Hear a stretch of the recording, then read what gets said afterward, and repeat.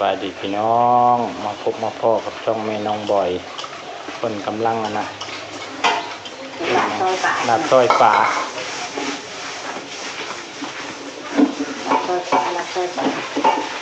เอามันแซ่บๆเด้อเท่าเด้อแซ่บสุดเรียกเจาะคนละเรียบร้อยเรียกชอบแล้วแลบเลยว่ะลาบซอยป่าพี่น้องโอ้บุมีหอมจาระแน่เนาะบุมีหอมเสริมโอ้ยมันจะเป็นป่นเลยนี่น้ำฮ้อนสบายดีอีกรอบพี่น้องจ้าเจออยู่เนาะมาเป็นเสียงคนละมาซิมอย่าไว้ใจคอยคนเดียวเด้อเอาพวกมาซิมแม่ชิมน้ำปลาบัวไหมแม่เด่นมาซิมก็แม่เด่นเช็ดพอแล้วมันที่เป็นก้นแล้วเนี่ย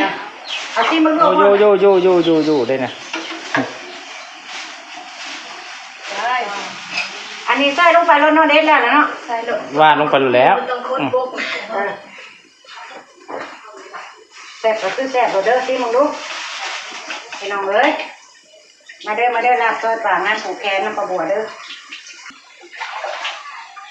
เด็ดหอมไปเด็กเงาไปหน่อยนึงโอเคเพิ่นว่าแซ่บแล้วก็คือแซ่บเนาะยกเนื้อดีกว่าด้วยเสิร์ฟนี่ข้าวต้มตัดกัน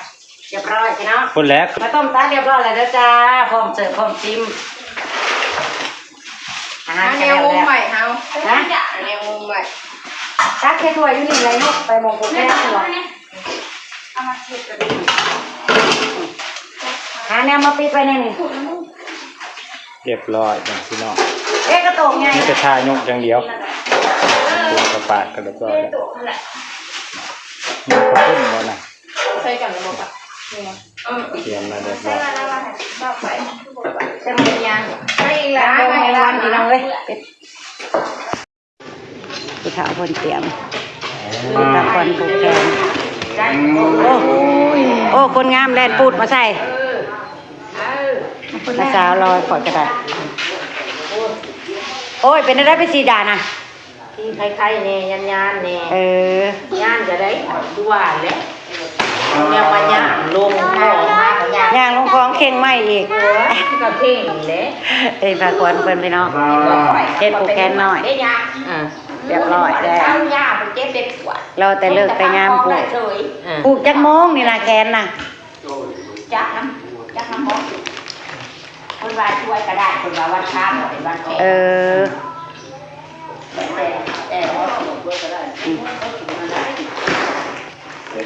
หลานชายที่สิผูกแขนนะพี่น้องแต่ค่านี่นะหากเลือดจะมีแข้งอันนี้นะเบิ้งมีแข้งกันดีให้ป้าบัวสัมภาษณ์มีแข้งโอ้เดียวก็ซีเนี่ยงอกไว้เลยไปทำงานอยู่ไทยพี่น้องเกิดอุบัติเหตุเนี่ยเรือซ้ำนี้เรือซ้ำดิก็ยังดียังมีชีวิตรอดกลับมาเนาะก็แม่นบ่ครับผู้ขาเนี่ยมันม่วนเข้าไปในห้วยใส่หอยย่างอยู่หั่นเลยแล้วแนวนั้นบ่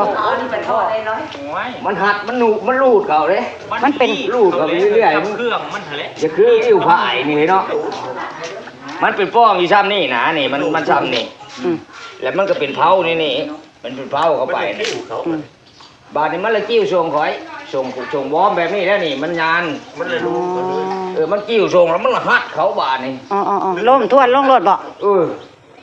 มันทบิดมันแก้วทรงนะคอยกระทบขึ้นทบเข้าไปพอดีมันแหน่มันดึงทื่อลงบาเดียวลงบาดีบล็อกรถเครื่องบดน่ะมันอยู่กับพื้นบ่มันเป็นรถไถใหญ่นี่รถไถเนี่ยมันต่อพ่วงนี่กันครับแล้วมันเป็นทางใหญ่แล้วมันก็ที่อยู่เท่านั้นยังบ่บอกเขาปิดดับเครื่องเนาะโอ้บ่ไปจู้ผู้เดียวบ่มีผู้ใดซอยได้เนาะมันทกข่อยมันไปแล้วก็นอนอยู่บาดนี้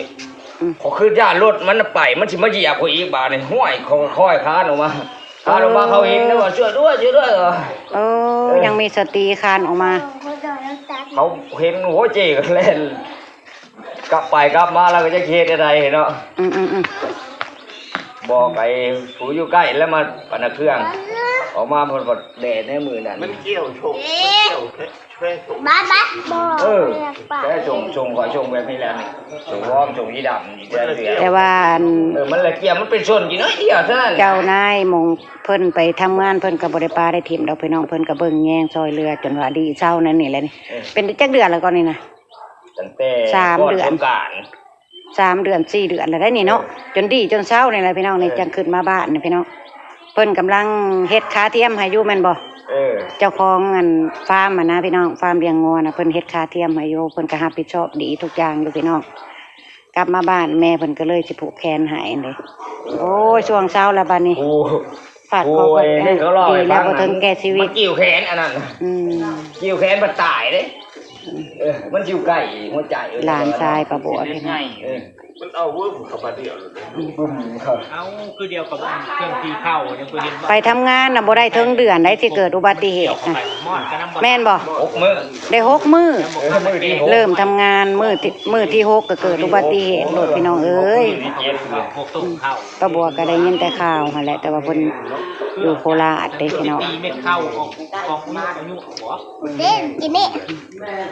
มื้อไงมื้อนั่นเรียบร้อยแห้งอีนี่ เห็นมอดทัน ไม่เหมือนว่างแล้ว แป๊บเดียวขาด ไป ย่างก็รับสิชื่อเชื่ออยู่ มันเฮาเป็นอันง่วงซึมๆแน่แม่นบ่มันจะผิดพลาดนะโอ้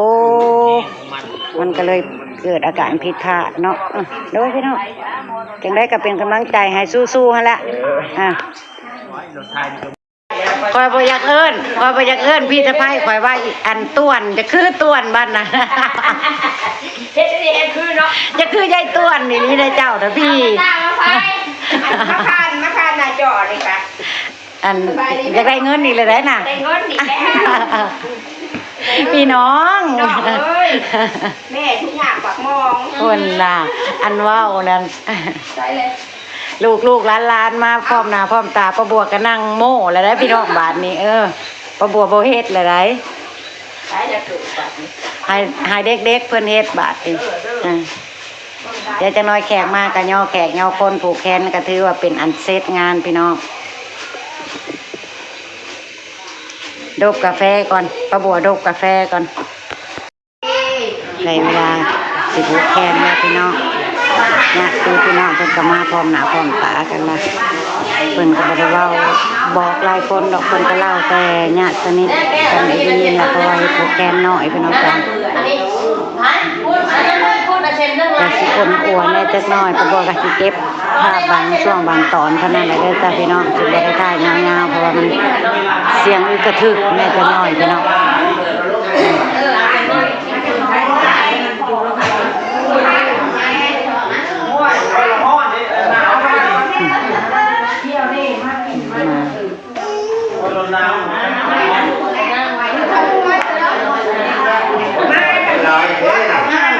ทยอยกันมาครบแล้วก็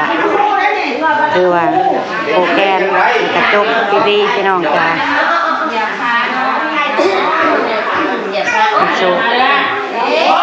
น้องชุกเข้ามานั่งอยู่ไกล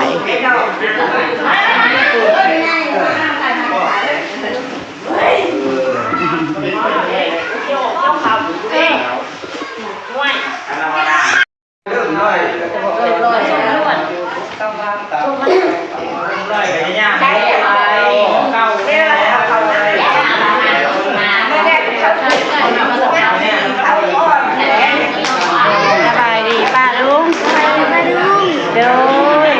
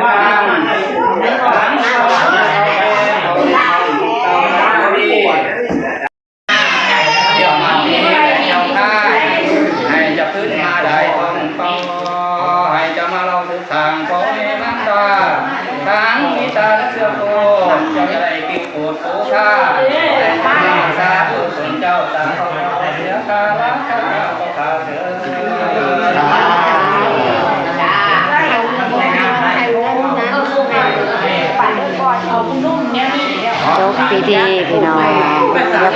กระบวนกระจายลงพรผูกแขนลานกันกัน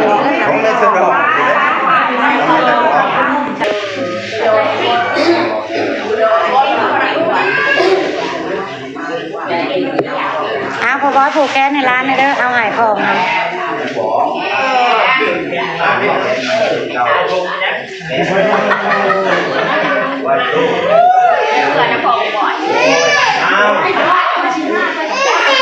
โยนกลัวในสักหน่อยเด้อจ้ะพี่น้องจ้า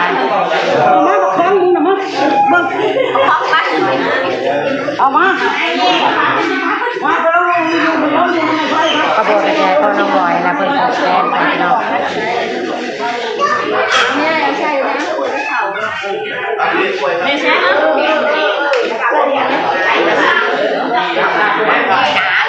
โดยพี่น้องก็บอกให้เก็บภาพบรรยากาศการผูกแขนร้านชายไว้จำนี้เลยจ้าพี่น้องจ้า